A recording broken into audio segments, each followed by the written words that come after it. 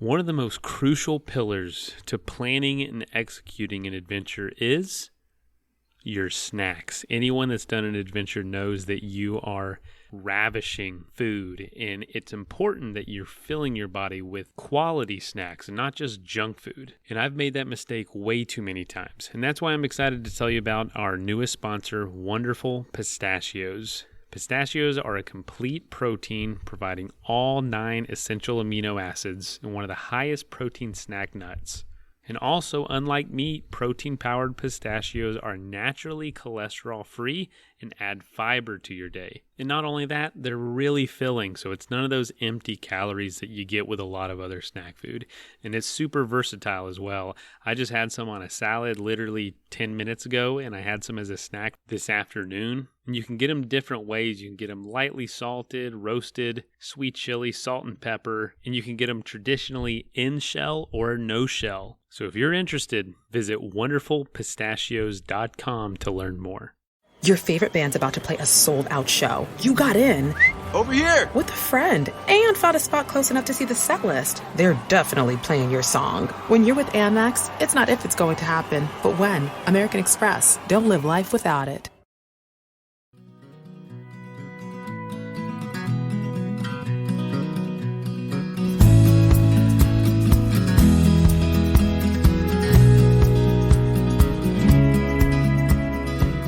Hey folks, today we are talking to Alvin Garcia about what I thought was going to be adventure sports. And by the way, my name is Mason. I'm the host of the show. Today, like I said, we're going to be talking to Alvin. I thought we were going to talk about the sports season, adventure cycling as well as climbing. But what we started getting into was his story of getting to the U.S. from Guatemala. And what we're going to hear is, he was a little boy at this time. And just his mother's leadership, his mother's strength of getting them, by them I mean him and his family, out of a terrible situation back home, an abusive system, an abusive place, and it was getting worse and worse. So Alvin was really open with us about how they got here, what it was like, and why he doesn't take a single day, especially a single day outdoors, for granted. We got to realize, and I'm sure you do, and this is just a great reminder, that adventure sports is an absolute privilege. It is not a guarantee. To be able to go out and voluntarily suffer to achieve something is not a very old concept. Let's put it that way. With the way history has gone, people weren't out there exploring necessarily because they really loved travel and adventure, even a few 100 years ago, or 100 years ago, 50 years ago in a lot of places. So being able to do these things that we do is a privilege, and Alvin understands that, having gone through what he's gone through. And I think it's important for all of us to just be reminded at times that, hey, maybe you feel like you can't get out there as much as you want to, or you feel like life isn't where you want it to be. It's all relative, because I guarantee most everyone listening to this show has, historically speaking, an incredibly luxurious lifestyle. And not just historically speaking, but speaking for a lot of places that exist right now. And Alvin's going to remind you of that. So it was an awesome story and an amazing adventure that his mother went through to get them here. It's just, I don't have words to describe how insane a lot of this is. So I hope I say enjoy the conversation, but really I hope you learn from it. I hope you gain some insight and gain some respect for the folks that put their lives at risk to help their families. But before we jump in, Alvin is a Gnarly Nutrition athlete. And, Gnarly Nutrition has been a supporter of the show for a while. Well, we're doing a big giveaway with them. Link is in the show notes, by the way. But what they are doing, they're going to choose 2 winners from a giveaway that we're doing to receive a bag of Gnarly Protein, a full bag of Gnarly Hydrate, and an entire bag of Gnarly Greens. All of that is valued well over $100 together. And so they're going to be doing 2 packages of that. So 2 winners are going to be getting that well over $100 package. To enter, go to the show notes, go to the link at gonarly.com, and you will be able to enter your email. And that's all you got to do. Put your email in, share it with people, spread the word, and we're going to try to get as many people on this as possible to get some winners. Gnarly is an amazing company, amazing brand, great people. That's what it's about. It's not just a great product, great people behind it. So let's support them as they've supported the show for a while now. And yeah, get your name out there, see if you can win some. But all right, let's go ahead and jump into the episode.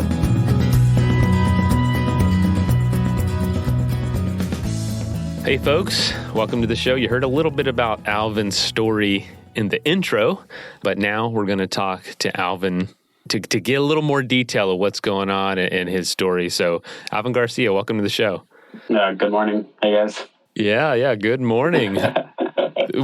So I wanted to ask this before we started recording, but I want to know, where are you coming from today? Because I want to know how early it might be, because I'm on the East Coast of the U.S., so probably a little later than you. Oh, you're just a couple hours ahead of me. I am in Salt Lake City, Utah at the moment. That's awesome. Now, is that home for you? It is. Oh, very cool. So yeah, I want to just get into your story. I know you're not from Salt Lake. Tell us about getting to Salt Lake. What is it about Salt Lake that draws you? I know you're a cyclist, a climber, adventure sports all around, and that's, clearly an incredible place to be for that stuff. Well, to be quite honest, Salt Lake was never a destination that, in my story, my family ever thought about coming to. As I grew up, I was actually not into adventures or didn't know much about them either. So Salt Lake kind of has unfolded its beauties and its capacities as I've gotten older. But originally, I was born in Guatemala City to be exact, and we migrated, 2 siblings and my mother, north at the end of the 90s, just like all immigrants, chasing dreams and seeking opportunity. So that's what pretty much brought us north, and like I said, Salt Lake was never the destination. And in fact, the first location that we lived in was in Tucson, Arizona. And it just so happened that we had a grandmother living there who received us. Years later, as work was kind of scarce, I do have, an illegal immigrant background. So my mother had to get pretty clever with finding work, and she got into the housekeeping industry, and just started working that way. And a family member, an uncle, was living in Park City, Utah. And as she was struggling with 3 kids, she heard about opportunity to work, and she didn't think about it twice. So she moved us north, and we landed in Park City. It was quite a cultural clash, as you can imagine, as is, it's known that Park City, it's pretty wealthy area. And we come from, a country that's struggling or, doesn't offer much as far as adventuring or, accessibility in that way. So yeah, as a kid, like I tell you, we grew up kind of in the backseat or hiding away from adventure just because we didn't know about it. And then slowly, as I grew older, I started to get to know people, as a member of the LDS church. I was actually introduced into camping and that type of thing. And I've kind of started falling in love with it, just like everybody else. Recognized how beautiful it was outside and how amazing it was just to get out into the wild or into the mountains, and then that's how it starts. That is exactly how it starts, getting introduced. I've never been to Guatemala, but I have some family that has, and they say how beautiful it is there. But as you know, there was a reason y'all left. Things were getting violent. How young were you, and what do you remember about that? Yeah, definitely. Guatemala. If you don't mind, I don't mean to. No. I think it's actually for me, it's a beautiful thing to talk about. I get to, face my past and learn from it every time I have a conversation with somebody about it. But I remember quite a bit. I was fairly young, To be exact, I think it was 7 years old. And most people that get to travel to Guatemala, yeah, definitely agree and have always described it as a beautiful place.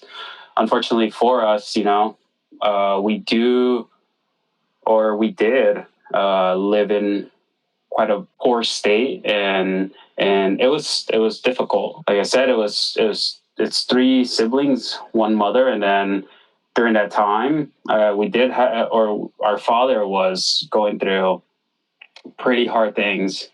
Those are things that I still yet to understand, but there was a lot of violence in our house. My father, unfortunately, wasn't able to control addictions and his past, or his state at the moment, and slowly it just got worse.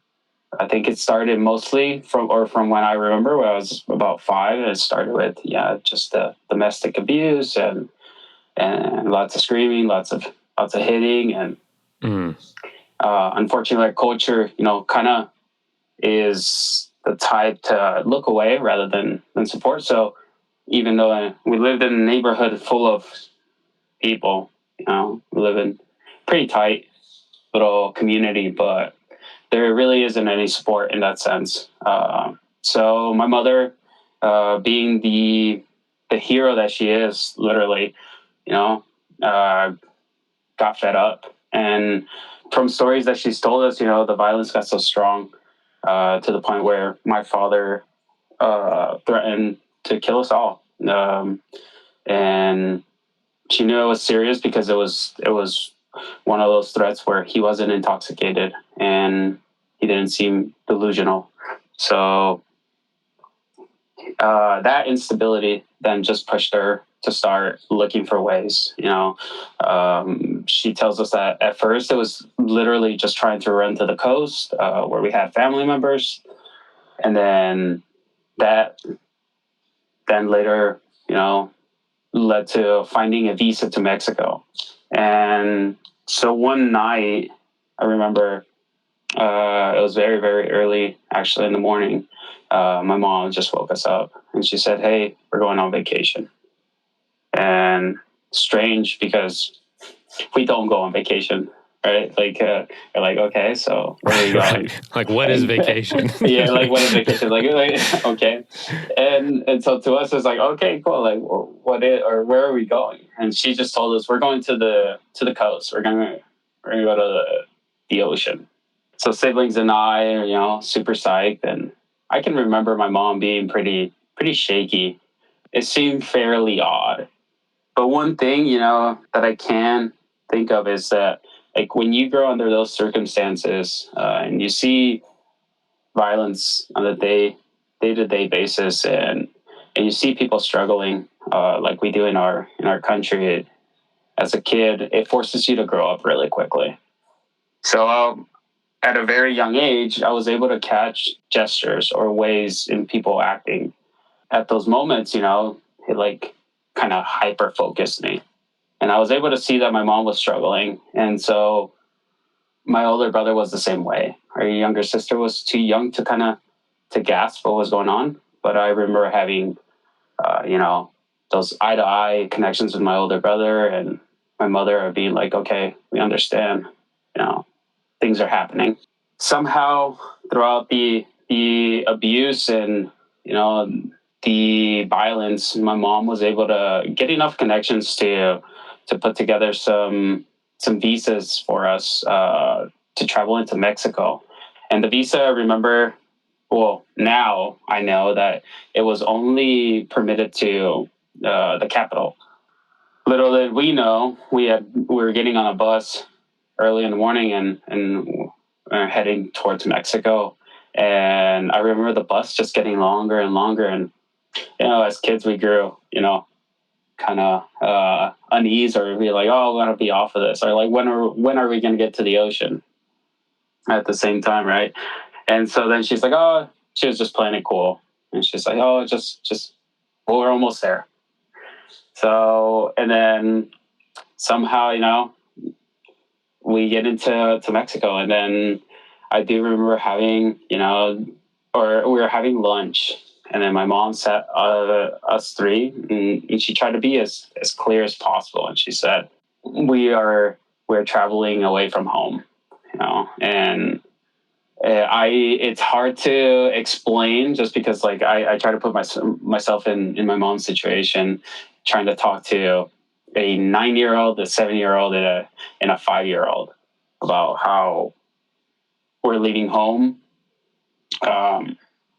We're leaving everything we had, and we weren't coming back.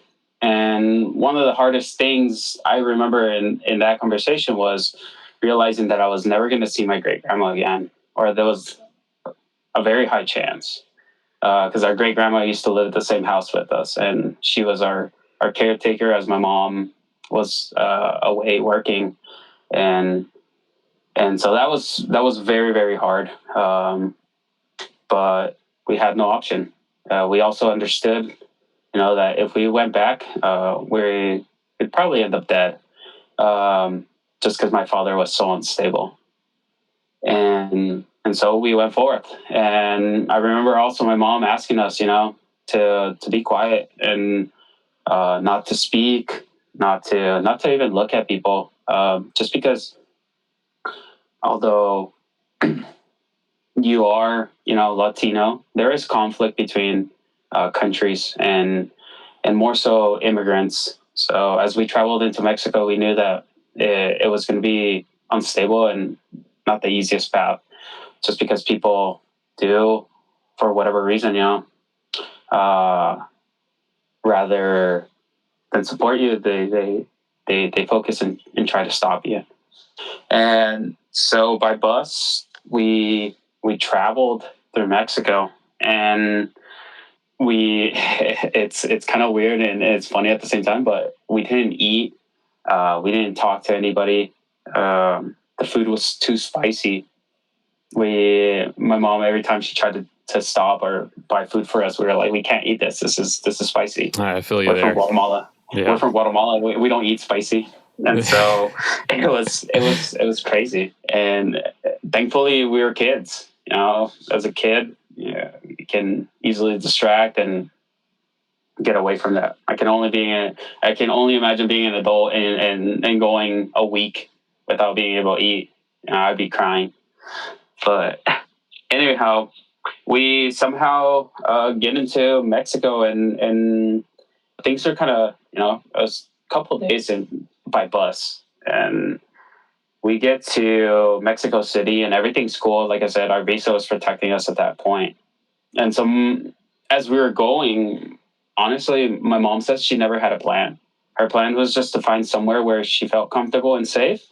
And once we reached Mexico, she said she didn't feel safe. And so she may have stayed in Mexico if it had felt right. Mm-hmm. Wow. Let's take a quick message break and hear from the folks that help make this show possible. I'd like to introduce you to our newest sponsor, Gnarly Nutrition. I know you've heard about them recently because we've had some guests on recently that credits Gnarly for helping them do the adventures that we talk about on this show. So Chris Fisher was one who did the Vert Max. He did 400,000 feet of elevation gain in a month. Check out that episode. That was not too far back. And he credits Gnarly Nutrition for keeping his body literally sustained during that time, just packing in the calories. It's amazing nutrition for anyone doing anything adventure, endurance-based, whether that's in the mountains or bike packing or whatever. It's a great thing to have with you prior to an adventure training and also during an adventure. And also Jason Hardrath, who recently did the 100 fastest known times. He did 100 mountains in 50 days and just was slamming Gnarly Nutrition. He also credits Gnarly for essentially keeping his body sustained. And so Gnarly Nutrition has been around since 2008. They were born in Utah's Wasatch Mountains, and they are committed to educating and inspiring athletes of all levels to be as nutritionally sound as possible. Their nutrition supplements are certified by NSF and have science-backed products free of hormones, free of GMOs, proprietary blends, and nothing artificial. So Gnarly is going to help you get ready and help you sustain during those huge adventure efforts. So if you're looking for the best tasting and the most trusted sports nutrition brand for any endurance athletes, go to Go Gnarly, and that is GNARLY.com, and use the code GNARLYADVENTURE15 for 15% off. And just, a personal plug here. I love Gnarly. I love the folks there. They're doing such a fantastic job. They have been so great to work with. They helped provide some products for our Journey to 100 film series that we were doing giveaways with at the end of every film screening. So it's been a pleasure to work with them so far. So if you'd like to support the folks that are supporting this show, definitely go visit GoGnarly.com. Hey folks, your host Mason here. If you know me, you know that I don't really like to shower. I don't like to get dressed up a whole lot. I'm usually wearing flip-flops, and I'm kind of a dirtbag in all honesty, but when the time is right, I like to get dressed up. I like to go out and look nice. And when I do, I like to get my accessories and some of my stuff from Trend Him. Recently, I got a new watch from them. Great watch. It looks really nice. I feel good wearing it. I got some belts from them, some sunglasses, and just a couple things to complete my look when I want to look a little nice. Go out with my wife, do a little dancing. You know what I'm saying? So if you are looking for a go-to destination for men's accessories at affordable prices, go to Trend Him. They have a huge selection of products, 6,500 different products in 22 different categories, everything from ties to bracelets to necklaces to watches, which was big for me because I lose track of time pretty easily, but not anymore. Not with my Trend Him watch. If you're looking to maybe get some stuff from Trend Him, go to trnd.hm/ASP for Adventure Sports Podcast. Again, that's trnd.hm/ASP. And you can also find that in the show notes. When it comes to watching the big game, every second counts, especially if you are missing even a moment of the action to go for a drink run. Luckily, there's Drizzly. It's the #1 app for alcohol delivery.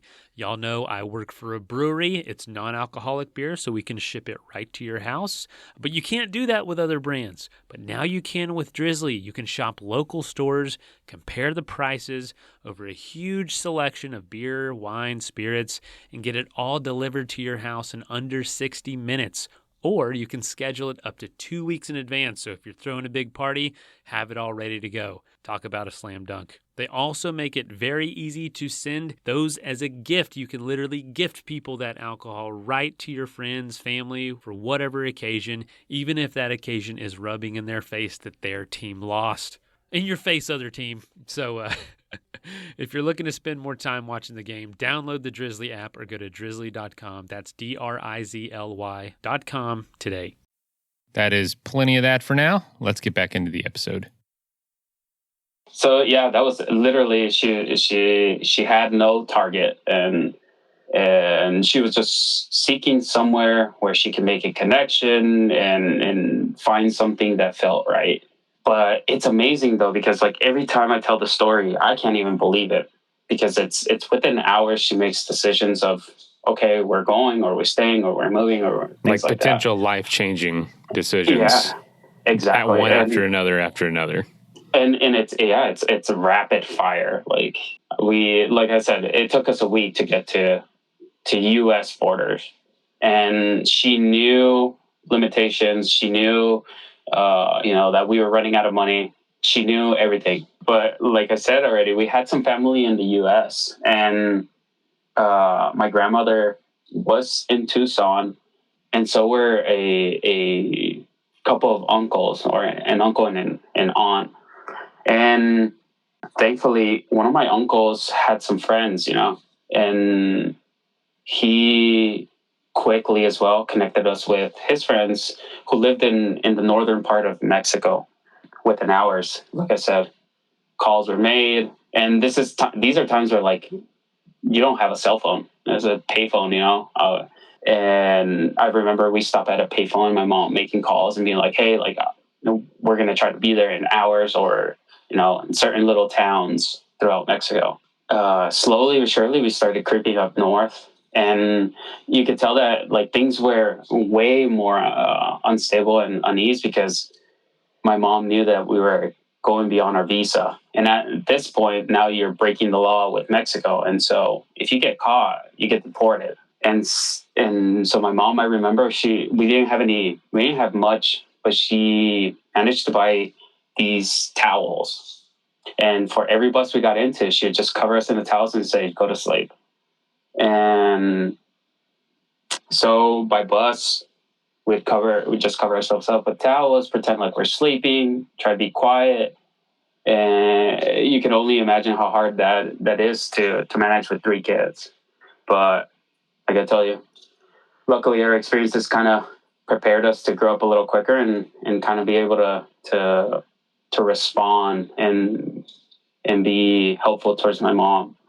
And there is one moment, very, very key moment in between the travel from Mexico City to the border town of Nogales. And there is this one infamous or famous place where most immigrants talk about, and it's called Benjamin Hill.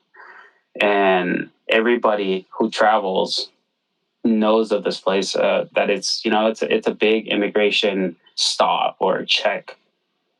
And I remember we got there and it was late, and sure enough, routine immigration officers get on the bus and start asking questions or like, hey, where are you from or whatever. And like I said, my mom's best thing was not to talk, because as soon as you talk, you can recognize accents. Unfortunately, the officer did ask my mom how she was doing, and she responded. Obviously, she was not going to ignore it. But as soon as he noticed that we weren't from the area or that we weren't even Mexican, he could tell. He asked my mom to step out of the bus. And I remember my brother and I were sitting by the window on the bus, and we were looking out and try to see what's going on, and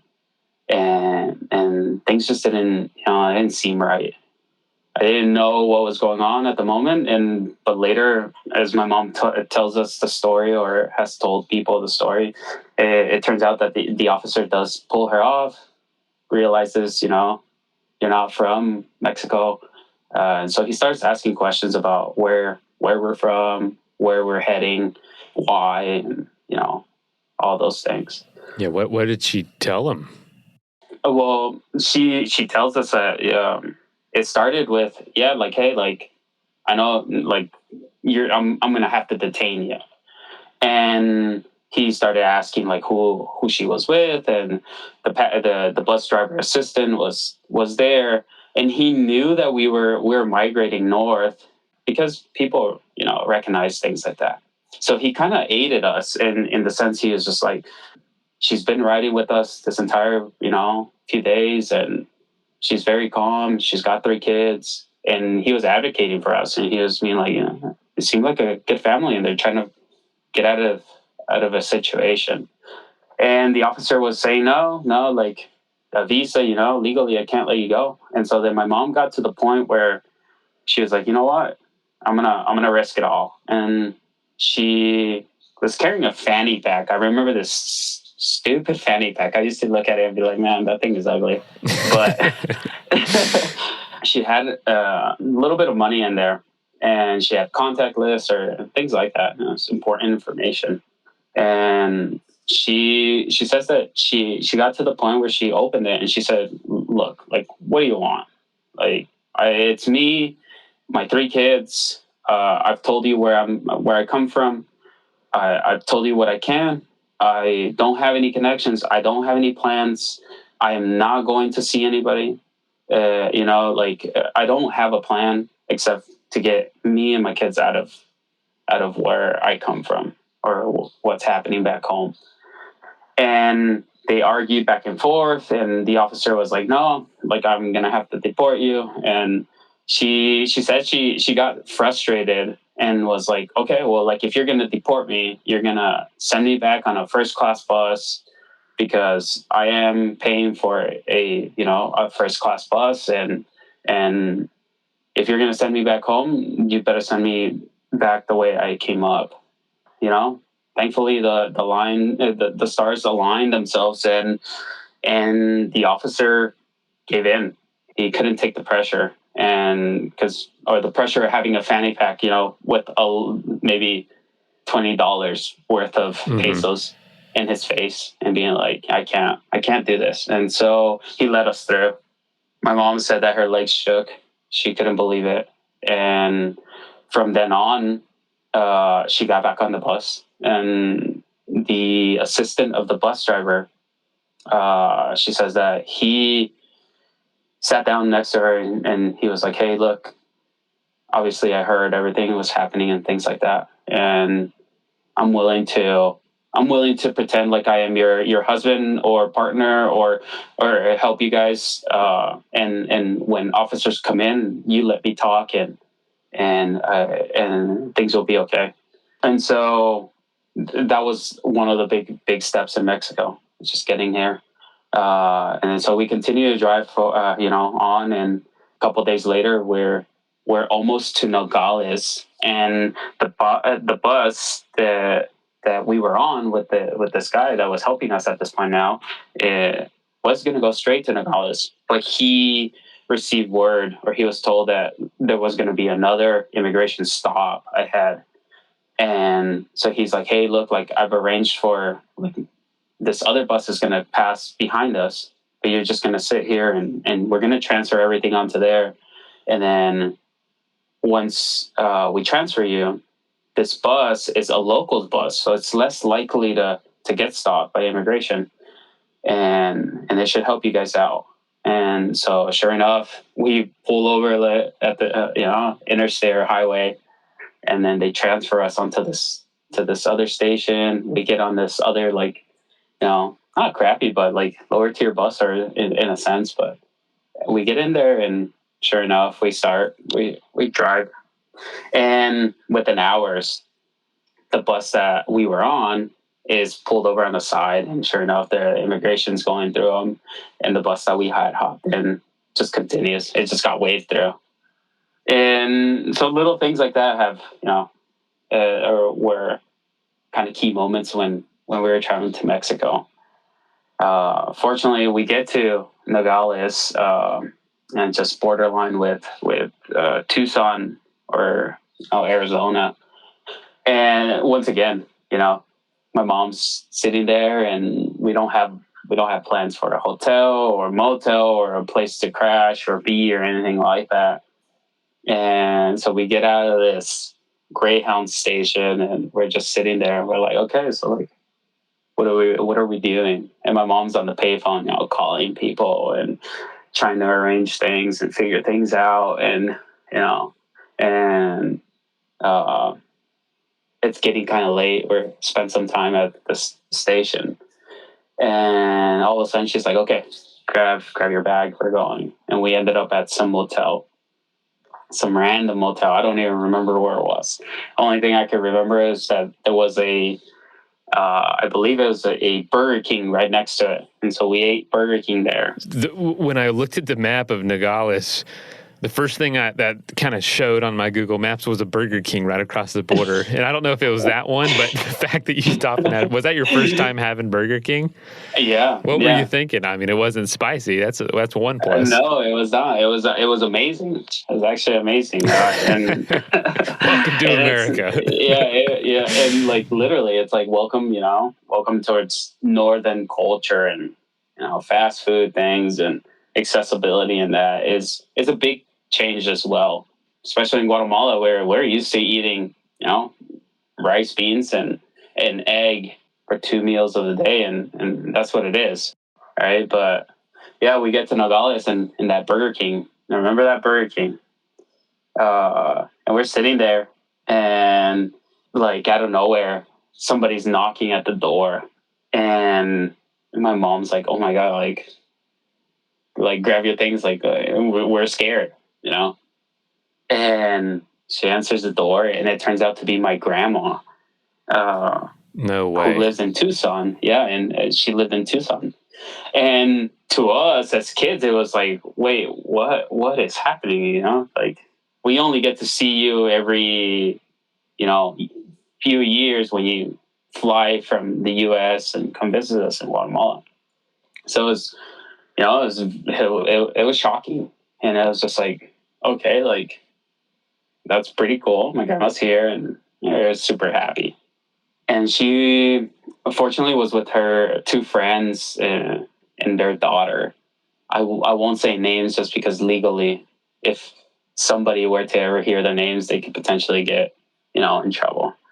But my grandma's there with her friends, and we're just like, oh man, it's cool. But immediately, conversation, and we're not dumb. Like I said, we're pretty sharp kids at this point. And conversation turns into, okay, like, what are we doing? Or like, what are you going to do? And it so happened to be that we landed in Nogales on the 5th of May. And so it's a party around the area and things like that. And my grandmother's friends were quick to be like, hey, look, like the Guatemalan passports look like the U.S. passports. And they're the same color. Maybe we can try to stack ours on top of yours and then pretend like you guys are U.S. citizens. To go where? To get where? To go north into the U.S. So you still weren't in the U.S.? No, we were in Nogales, Mexico. Because it's a border town. It's on either end, and there is a Burger King right there in Nogales. So, I get it now. Okay, you're still in Mexico. You're trying to get across. We're still on the border. Mexico side. Yeah. Wow. There's Burger King on both sides, I guess. But we're on the Mexico side, and so then, my grandmother's friends, crazy enough, they come up with this plan. They're like, you know what? We're gonna wait. We know that the guard is going to be tired because there's a lot of people coming in and out of the country because Cinco de Mayo is such a party. Oh yeah, big time. And so they're like, we're gonna wait till maybe 2 a.m. around, when they change the guard or something, or when guards are tired, and we get in this minivan, and I remember this. It's like this bluish minivan. It's pretty ugly. And hey now. I love minivans. I love them now, but I just remember it wasn't the best looking minivan. But we get in there, and sure enough, my mom tells us to go in back seat, gives us the towels, and says, "Okay, pretend like you're asleep." She was sitting in the middle passenger on the left side.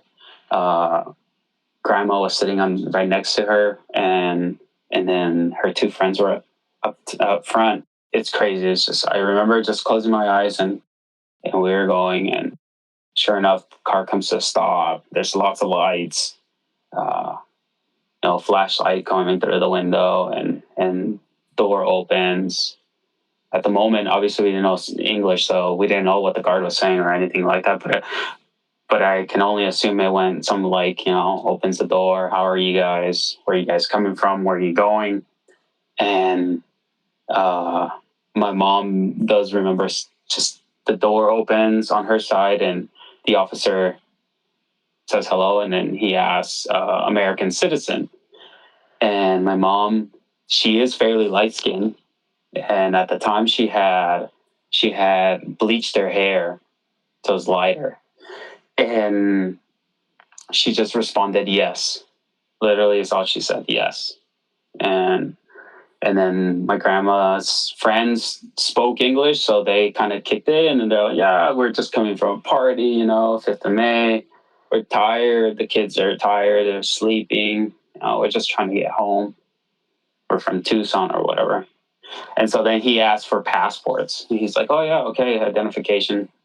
And they hand them the whole stack. And it's a big old stack of blue passports.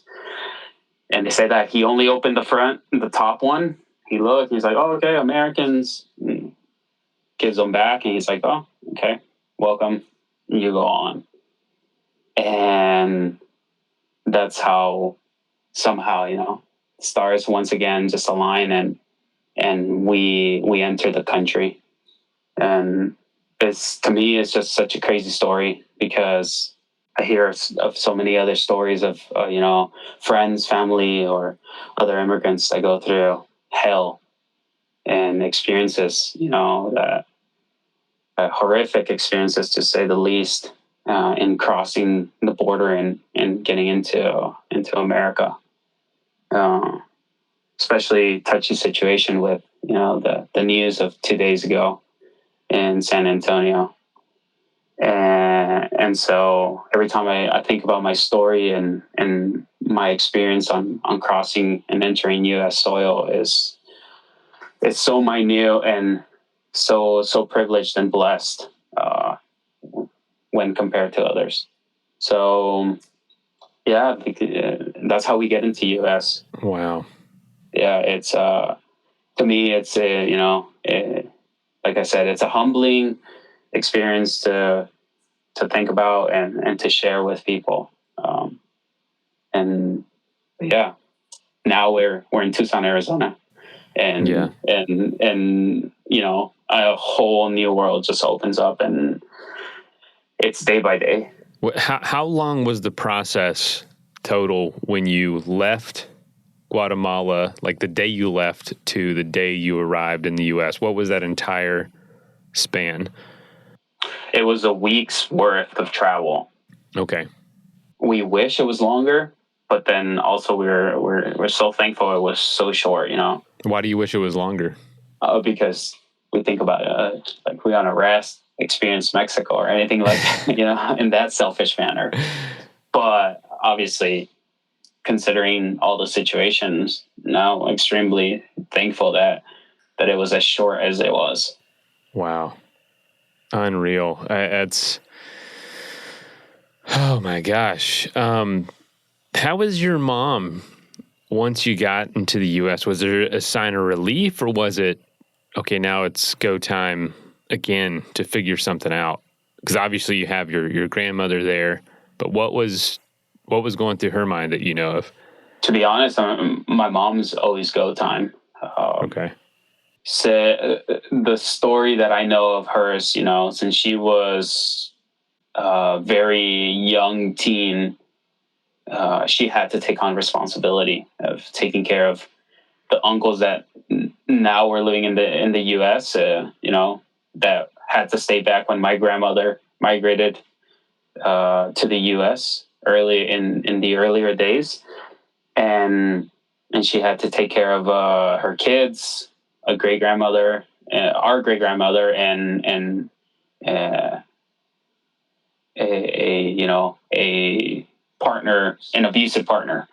So my mom has, I feel very sad for her at times, but I am thankful, for who she is. But my mother lost her childhood very, very young age, and to this day she's very, very go.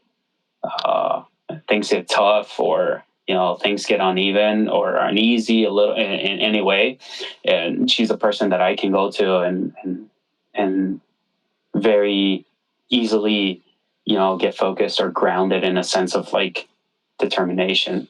And so when we get to the States, it was immediate. My mom knew that first things first came finding work and finding a way to get some food to us. And at the same time, then, finding solutions for our status. Obviously, once you get to the U.S., things are not necessarily over. They're actually just starting, because you're learning a new culture. You're learning a new language. You can't communicate as easily as back home. And my mom's drive, it just got faster and stronger. And I remember to say the least, like all immigrants, you get to the States and you don't get a rest. Yeah. Next day you're contacting friends of friends, families or whatever, of being like, where can I go work? Or how can I make some money? Because things are expensive as well. And so my mom started immediately going to clean houses. She worked at a Denny's. She worked at an IHOP, and I think she worked at what is Jack in the Box? That's what it was. Then what? How did you get to Salt Lake City of all places? So yeah, she, like I said, she's had to find a way, to get money and to try to get us started. And I mean, she did everything she could. I remember she did the whole. I don't know if you're familiar with like Avon and Mary Kay makeup products and. Oh yeah, I use them daily. Those type of things, and like she had hands. She put hands wherever she could to try to make life easier for us. But money wasn't coming in quickly, and she had to start looking elsewhere. And like I said, the uncle that had been connecting us with people and friends in Mexico and things like that turned out to be living in Salt Lake City. Or sorry, correction, not in Salt Lake City, but in Park City. And he was working up here as well, living the immigrant life and working in a kitchen, and trying to get, his opportunity to be something or have something. And so my mom one day, she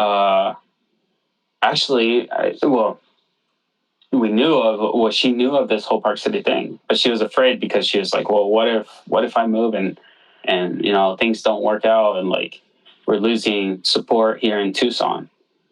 And in the 2 years and a half that we lived in Tucson, things were crazy.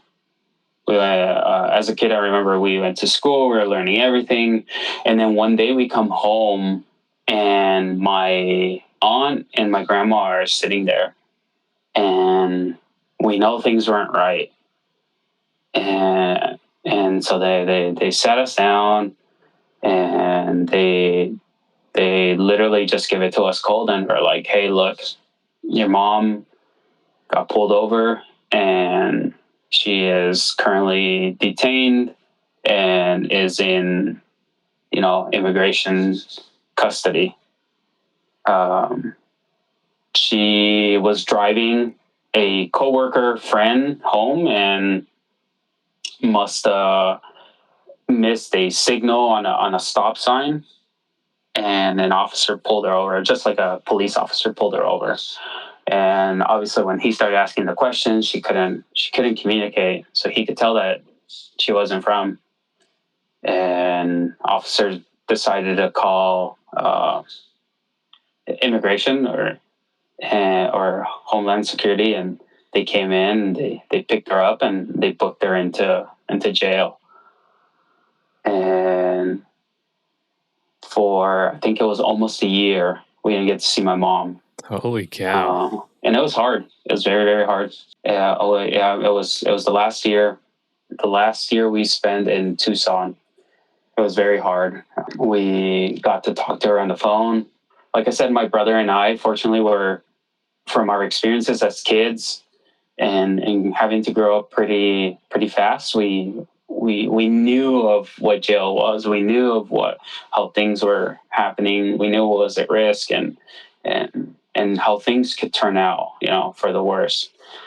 And so we got to visit her one time only because my grandma was afraid that they would detain us as children as well. So my grandma was super scared of taking us to jail to see her. There's just so much uncertainty. There's no security as an illegal immigrant. And even as a kid, you're constantly under this stress and fear of like, am I going to get picked out you understand your differences. And so a year goes by and she's detained. We're trying to get by, but my older brother starts, you could tell with my older brother, he kind of started getting a little off track. And as his younger sibling, I noticed he started hanging out with, kids that weren't so good, or and fights at school and things like that. And so I could tell that he was under a lot of stress, and he had no way out, or at least our mom to try to correct them. So things were really, really weird. Somehow, my mom was able to fight deportation inside jail, and through the help of some friends and an attorney outside, they got her not dismissed, but they got her out just in time to file an application for asylum. She says that there was literally like 24 hours from the time she was released to the deadline of this application. And so she gets out of jail, fills out these documents, and starts what literally turns out her whole process, the whole process to fight for citizenship, or at least to not be deported. And so she's released. Obviously, almost a year has gone by. There's no money at home. There's no resources all that much because they're all stretched out. And so then she has a lot of pressure in the sense of like, okay, well, I got to figure out what to do. And I guess this is one of the lucky moments where being an immigrant and kind of hiding your identity played out for her, because she didn't have to report that she had been in jail, or had been booked into jail at any job because she was working under an alias, or something like that. But anyhow, she starts talking to my uncle again about Park City, and he says, you know what, you have no options. Like, the kids can stay with grandma or their mom in Tucson, and while you start something here in Park City, I can help you out. And then once you're all set up, we can bring the kids up and get going. So that's the plan. And for another year, my mom travels north, and she goes into Park City and lives with my uncle and all her friends in this little apartment in Park City. And she starts working for this Polish lady. This kind of cool story. This Polish lady, older lady, and takes her in, gives her work as a housekeeper. And my mom, with the little English that she knew, went in, cleaned houses and things like that. And we start hearing from her, and it's more so happy. She's like, yeah, like things are going okay. Like, soon enough, I'll come back for you guys. And it turns out that way. So then she comes back to Tucson, grabs us, and once again by bus, we head to Salt Lake and into Park City. And I'll never forget it, because we get into Salt Lake, and snow and red rock are only things that we've seen in the movies and then in TV or cartoons, right, in Guatemala. And I remember it was very early, and we were traveling into Utah, and they're like, oh my God, like the rock is really red, and oh, that's snow. Like, Wow. What is that? Right? Like, whoa. Like, And to see them both together. Yeah, and it was amazing. It was beautiful, right? Even people here in the States don't realize a lot of red rock gets a lot of snow. Yeah. I mean, the desert gets dumped with snow, but it was one of those like magical moments for me. I was like, oh man, this is very cool. But soon enough, we step off the bus in Park City, and it's 20 degrees. 15 degrees outside, and we're like, what the hell? A lot different than Tucson. Why are we here? Like it's like, this is miserable. It's cold. It's things like that. And then we're tossed into that environment. Luckily, at this point, I was in second, going into third grade, and spoke a little bit of English by now. we had caught enough. And sure enough, my mom has a little apartment with some other immigrant roommates, and we're living in it's all four of us living in the master bedroom. It's a very small apartment in Park City, and we start going to school and getting to know the area and things like that. But it was always like that feeling of like, okay, this is cool, but we're not from here. We don't necessarily fit in. And slowly but surely we got through elementary and then middle school.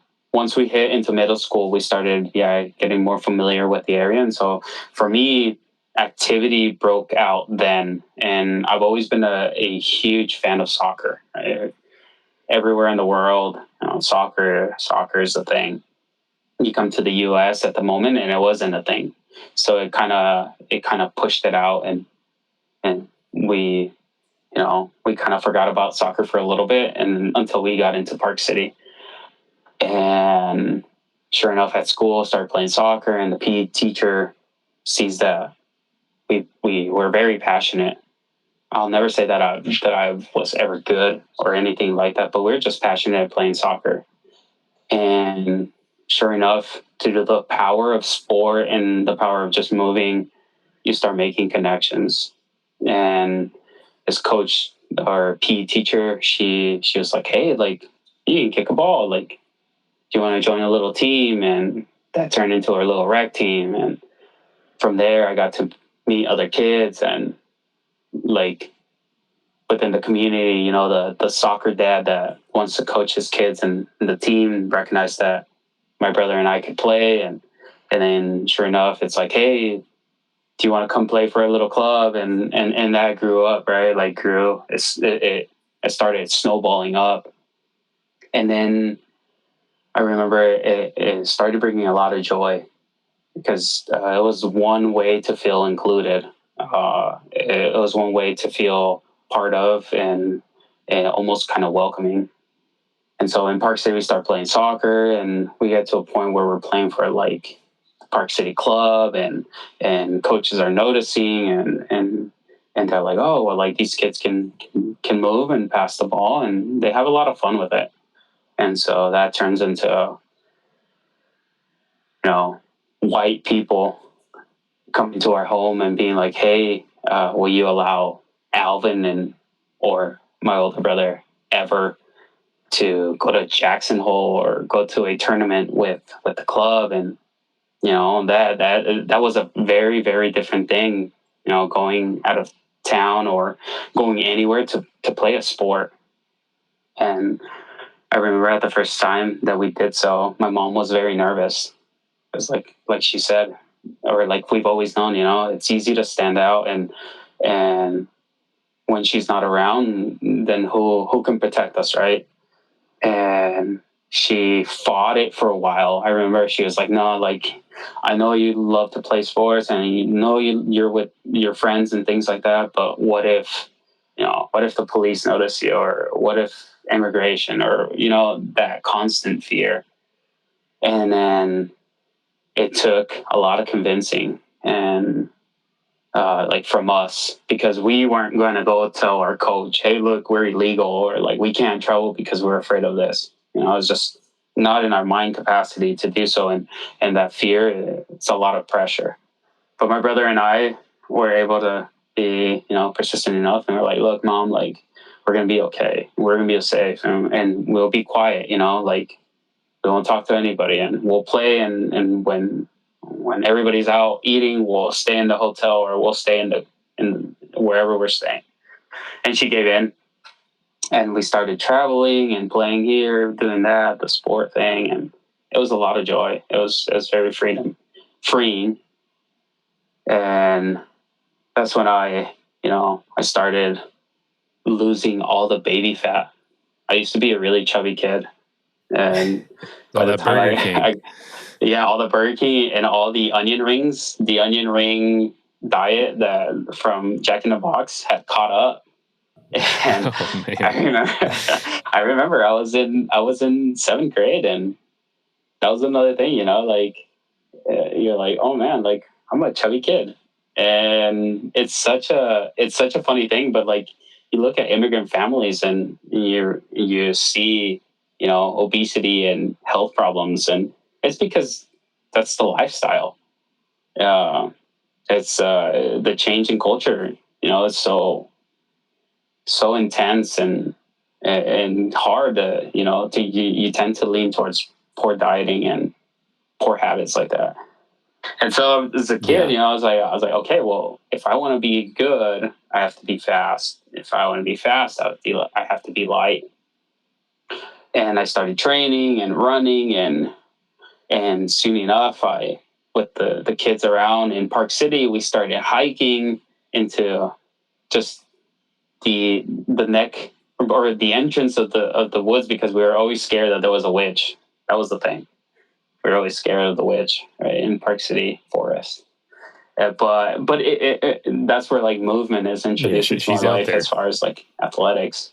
And then my mom, she starts getting us a little more stable, recognizes that we're getting older and we need a little more structure in our family. So she gets involved with gets our family involved with the LDS church.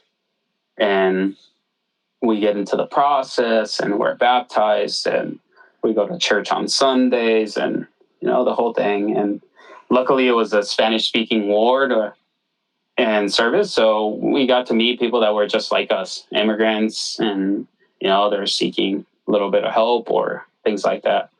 And the church in this point, in this aspect, was great to us because they introduced us into the boys club or like the Boy Scouts and camping and getting us out.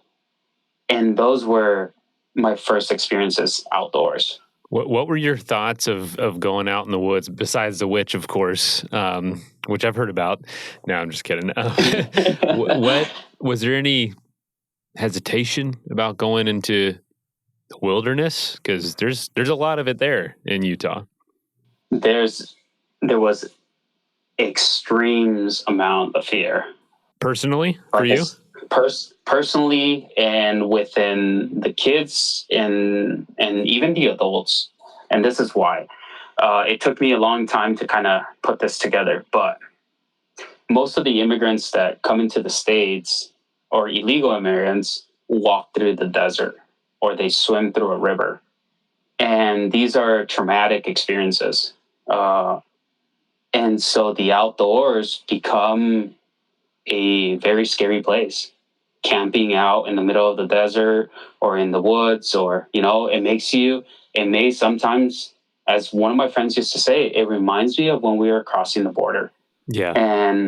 And so, like I said, to me now I am extremely grateful that my crossing was so blessed and so easy versus some of the stories that I know of, where they spent days, in the desert, hiding, running and things like that. Like that introduction into nature, to me, it's got to be extremely hard. And so then to later, as you're older, ask these kids to trust that you're just going to go camping. You're just going to go sit by a fire and you're just going to go sit by a tent. You're going to go live that lifestyle for fun. Yeah, exactly. That right? Like that is it's a clash, to say the least. And so a lot of my friends, my Hispanic friends, even now, they're like, I'm not going camping. Like, dude, no, like that's scary. The witch is out there, and then on top of that, immigration's out there. And so it was hard. It was very hard. And it was also hard because most of the kids that did go camping were white. And so they were very comfortable and they were like all about it. And you go and there's this difference, right? Like you try to fit in because they're also your friends and you want to be there and experience that. But you don't connect immediately like it is or how they are, at first. So it took a a period of time to get used to a few trips and experiences. And like I said, I've been blessed to have friends and community around me who have been so in love and involved with the outdoors that every time they invited, I trusted and was able to comfortably start experiencing that and recognizing that it was a safe space. Was there a day or an experience or a moment that you kind of made the switch, or was it just gradual? And maybe what was the first time you realized this is wonderful and I enjoy this space?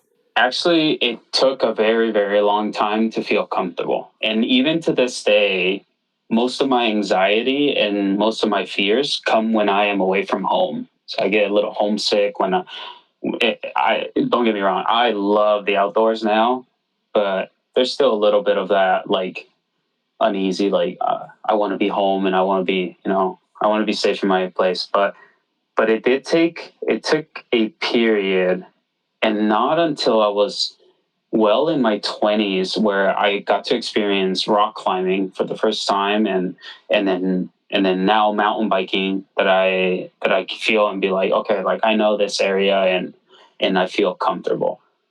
But it also, this comfort doesn't evolve until I have had or have been able to literally walked or been on top of every peak that is here in the Wasatch. So that's kind of been my, in a sense, the drive to be outdoors and things like that, and to make things comfortable is to force myself to go on certain trails and certain areas. So I know that, these whole mountains around me are safe. But yeah, as a kid, it took a very long time to then sit at the fire and be like, okay, things are okay. Like, things are going to be okay. When because obviously in Utah and in those mountains, there's lots of adventure athletes, and we talked to a lot of people on this show who are doing really incredible things. What are your thoughts when people are like, oh, that was really a really challenging experience, or even when you go through something challenging? Is it just, no, this is a piece of cake compared to what life can be? Or do you think about that at all? Roll your eyes at all a little bit, or is it two separate things in your mind? Not at all. I have 100% respect for any adventure athlete or not anybody who gets out there. And it's more so from, like I said, me recognizing that, or recognizing my own fears from out there. Like, to me, it was so daunting to get outside, and I can see how it's so daunting for a lot of Latinos to get out. And so to see these adventure athletes, go doing these crazy adventures, runs, races, and things like that, to me, I cannot roll my eyes. That's amazing. I find it super cool. And now that I do have the experience of being in the outdoors, then I can use that, to motivate me. But no, not at all. I would never roll my eyes at anybody who's out there, experiencing that type of thing. That's awesome. I love to hear that. No judgment zone. Yeah. It's something, all of us go through a certain level of challenge, some more than others. And, to me, someone like your mom, and I'm sure to you too, is that's not adventure by choice necessarily, but that's an amazing, heroic person, human being who's creating a better life for her family. To me, that's like true strength and true wisdom, true all that stuff that we're kind of almost trying to capture on adventures. But some of us are forced into those roles and rise to the challenge. So what do you think when you're going out there and doing these things? And now I know you're a cyclist, a climber. Some of the biggest lessons you've learned from your mom to get through maybe some of those challenging moments out on an adventure or on a ride or a climb? Let's see. Man, where do I even start? There's not a second or a moment where we've all, as quote unquote athletes or or when we get out there and we put it all out, and you're in those dark moments of pain and things like that.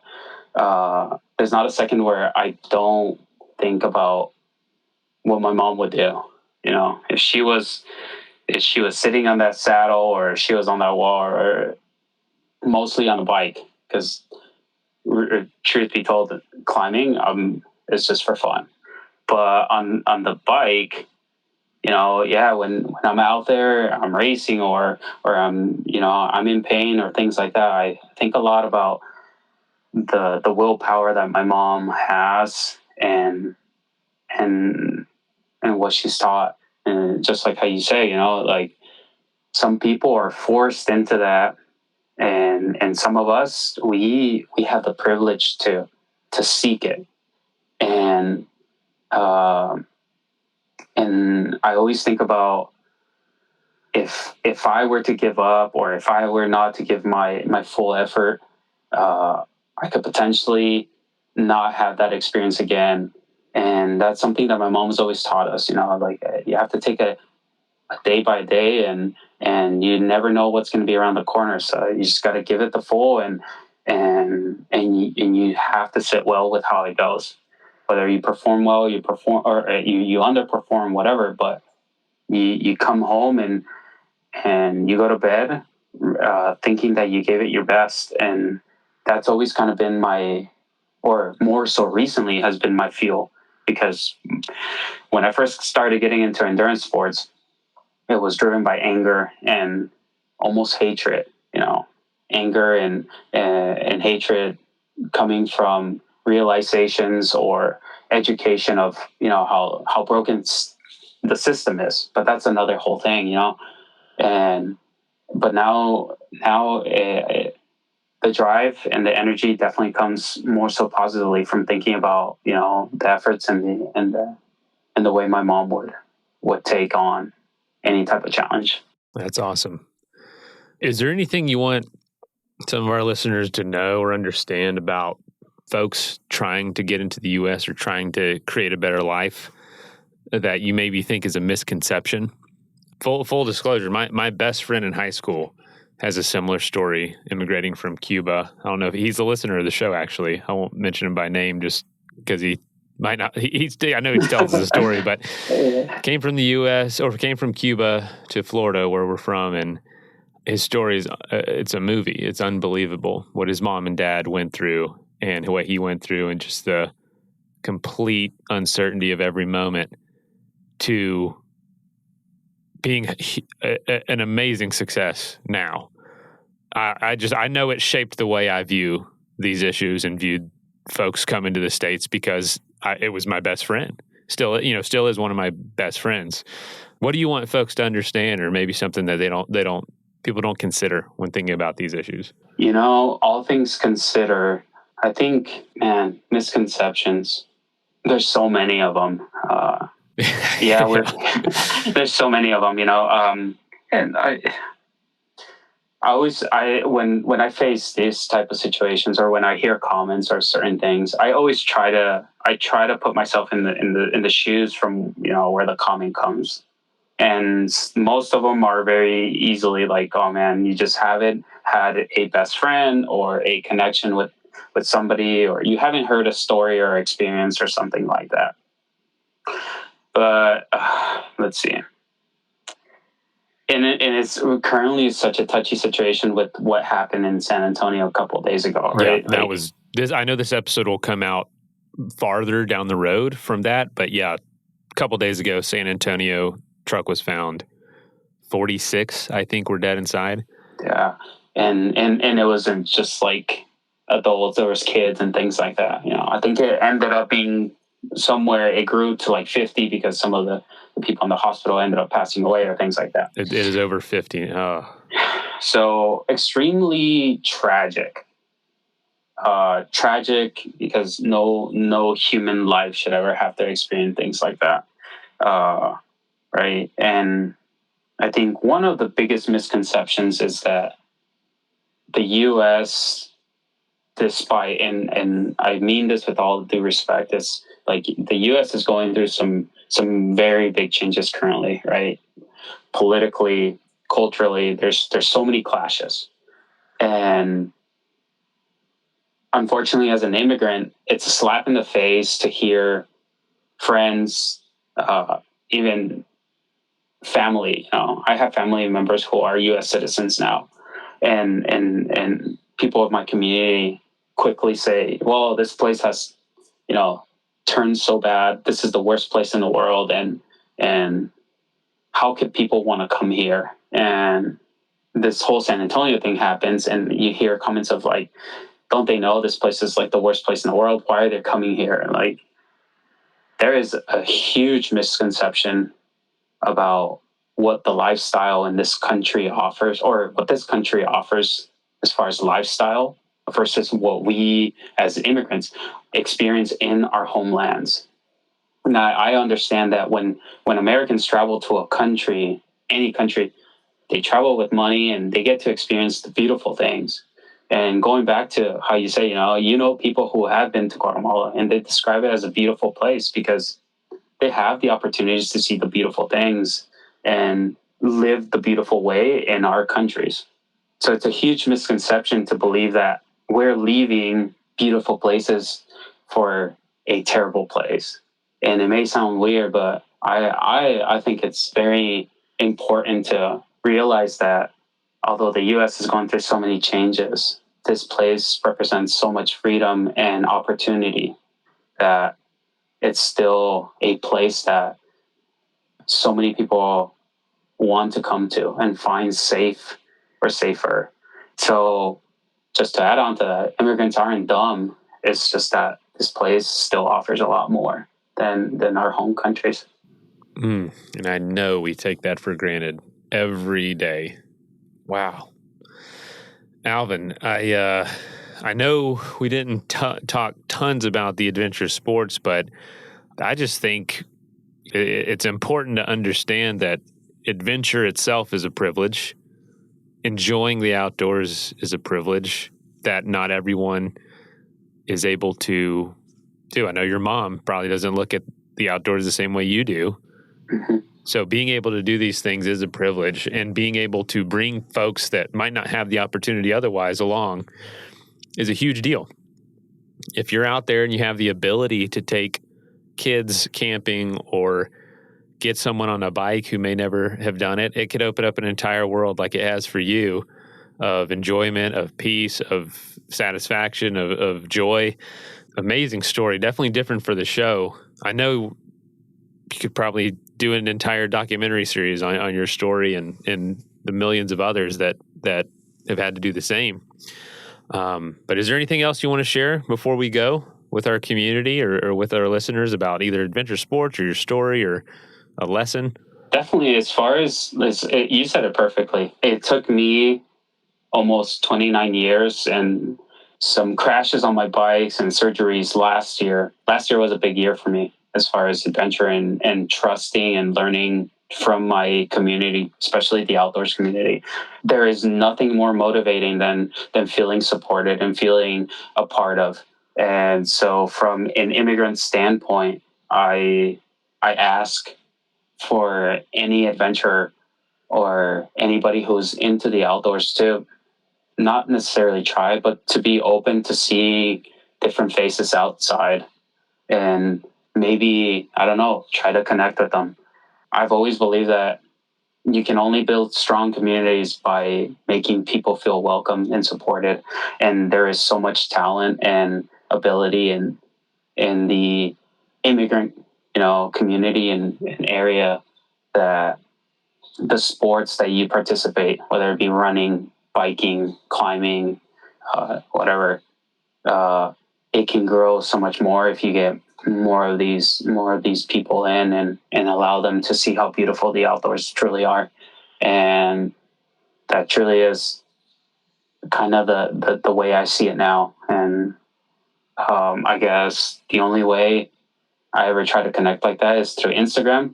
I'm not a huge advocate, social media person, but I realize how powerful it is to be able to connect.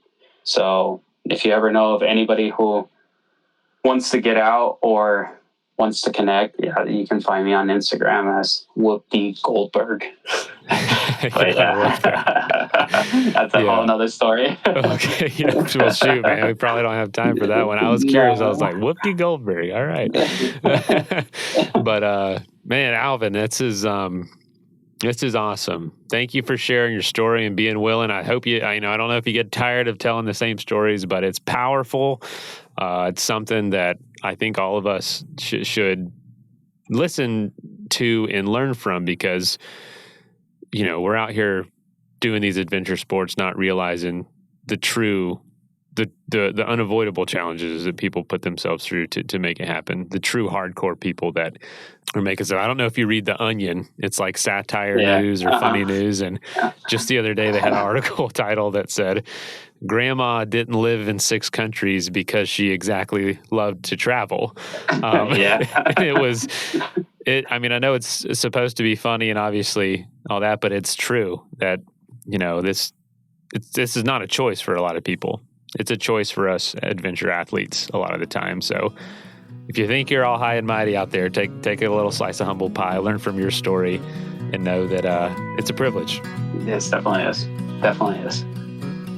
First of all, thank you so much for listening. It means the world to us that you choose to listen to this show. If you'd like to help us further, you can leave a review on iTunes, share us with your friends, your family. It goes a long way to growing the show. You can also support us financially through patreon.com/adventuresportspodcast. Link is in the show notes. And also, if you have an idea of who could be a good guest for the show, we're always looking for people to tell their story about the outdoors or adventure. So if you know someone, please reach out. Email us at info@adventuresportspodcast.com. And until then, get out there and have some fun.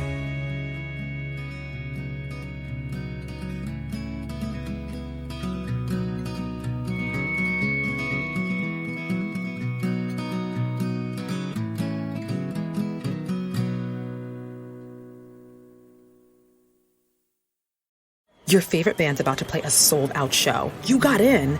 Over here! With a friend. And found a spot close enough to see the set list. They're definitely playing your song. When you're with Amex, it's not if it's going to happen, but when. American Express. Don't live life without it. Thanks, everyone, for baking your way here on this toasty morning. Are you all ready to jam? Excellent. Before we get rolling, let's start by hashing out everything bagel we'll be discussing. Profit margins are okay, but they could maybe be butter. Sorry, I don't mean to waffle. Next quarter, it's all or muffin. Did you have a question, Sausage Patty? My name's Patricia. When you can't take your mind off breakfast, it matters where you stay. Delicious breakfast available at our Hilton family of brands. Hilton, for the stay.